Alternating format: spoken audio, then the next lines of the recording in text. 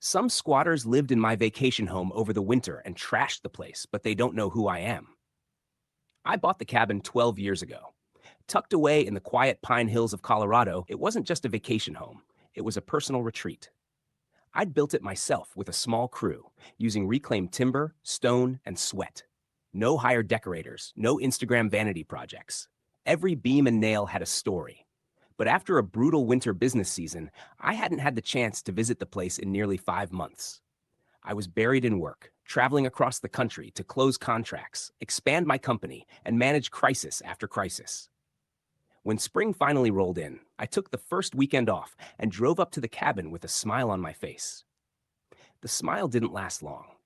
I knew something was wrong the moment I turned off the gravel road and onto the winding path that led to the property.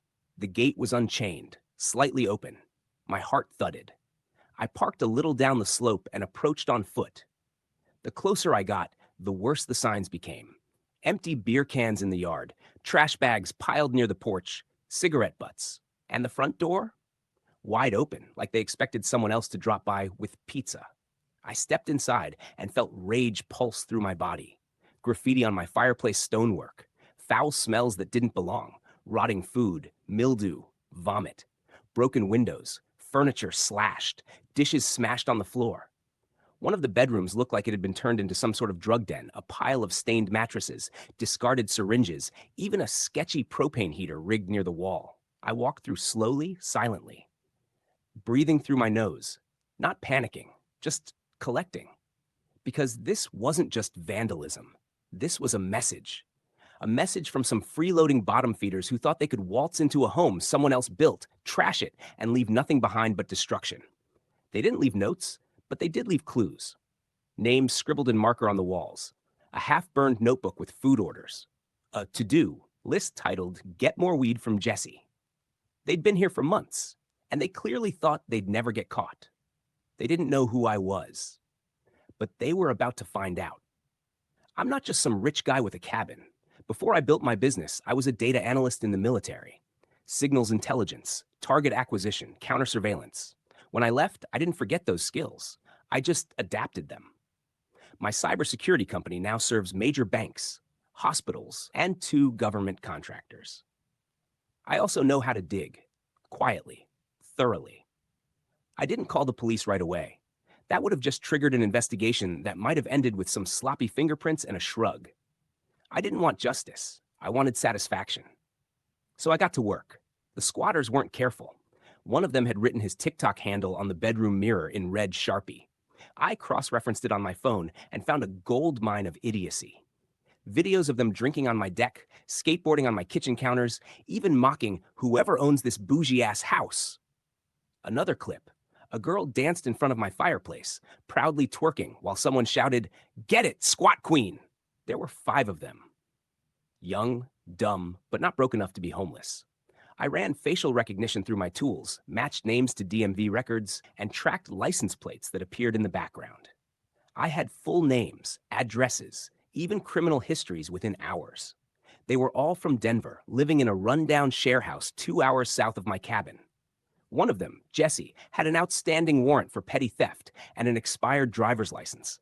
Another, Mason, had Daddy's last name on every social media bio, but Daddy had recently disowned him after a DUI stunt ended up on the news. The others were no better. Part-time scam artists, party parasites. But most importantly, they were stupid. They left a digital trail wider than the Grand Canyon. I spent the next 2 weeks setting the trap. First, I had the property cleaned, but not repaired. I wanted the house to look exactly as they left it. Then I replaced the old security system with a new, silent network of hidden cameras, motion activated, encrypted, and feeding directly to my home server. Next, I created a fake real estate listing on a platform they often posted from. Mountain crash pad, off-grid ski cabin available, first come, first serve. Free, of course. I dropped the listing in a couple of their burner forums under an anonymous handle, hinting that the place was empty again and the old guy hadn't been back since March. Sure enough, Mason and Chandra responded within days, commenting with flame emojis and "let's go." I waited, watched. On Friday night, their beater SUV pulled onto the same gravel road. I recorded everything, from the moment they unlatched the gate to their whooping entrance to Mason pissing off my back porch. They brought 2 more friends this time, probably eager to share the treasure again. They didn't realize every step they took was being documented. Every crime? Recorded, with time-stamped high-definition video and audio. Once they passed out from cheap vodka and edibles, I made a quiet call. Not to the local cops, to a friend in a Denver private investigations firm. Someone who owed me a favor. Monday morning, all 5 squatters woke up to a nightmare. Their car was gone, towed by my PI's contact, using a perfectly legal removal order under trespassing grounds. Turns out the tags were expired, too. When they stumbled into town to figure out what had happened, they were each served civil notices, personally delivered, detailing a lawsuit for property damage, trespassing, burglary, and defamation. Chandra fainted. The others panicked. They called each other, cried, posted on social media like fools, "Help! We're being targeted by some crazy dude with lawyers!" That's when the real pain started.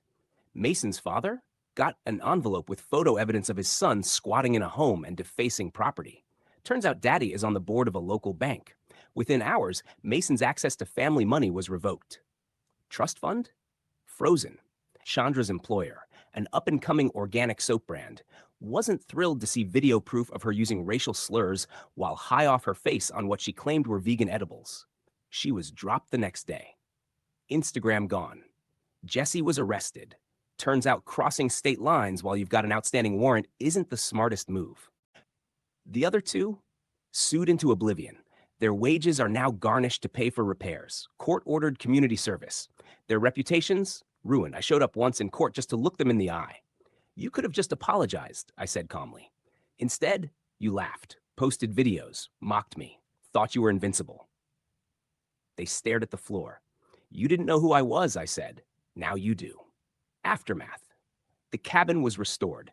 I spared no expense, not out of vanity, but out of principle. I made it even better than before. Solar panels, smart windows, a new fire pit out back, and in the center of the living room hangs a framed photo.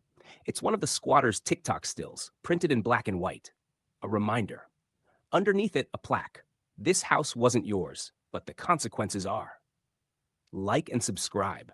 Share if this happened to you or someone you know.